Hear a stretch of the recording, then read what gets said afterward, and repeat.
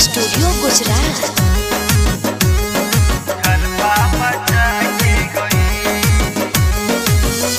जब से आखियाँ लड़ा के गई, दर्द दिल के बढ़ा के गई, आई लगी कई में वो 4 दिन खातिर बाकी हल्फा मचा के गई, बाकी हल्फा मचा के गई। जब से आखियाँ लड़ा के गई, दर्द दिल के बढ़ा के गई, आई लगी कई में वो 4 दिन खातिर बाकी हल्फा मचा के गई, बाकी हल्फा मचा के गई, हल्फा मचा के गई।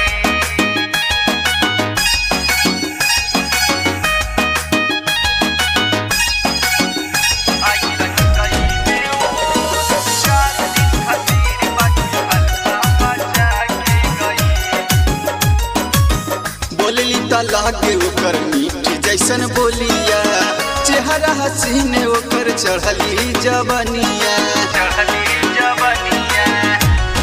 हाँ हाँ।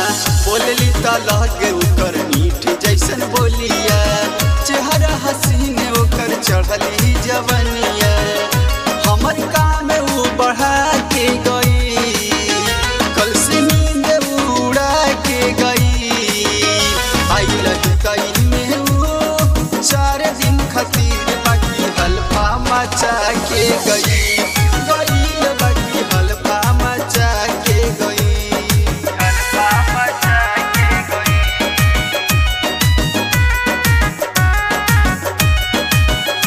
आई लगी कई में वो 4 दिन खातिर बाकी हल्फा मचा के गई।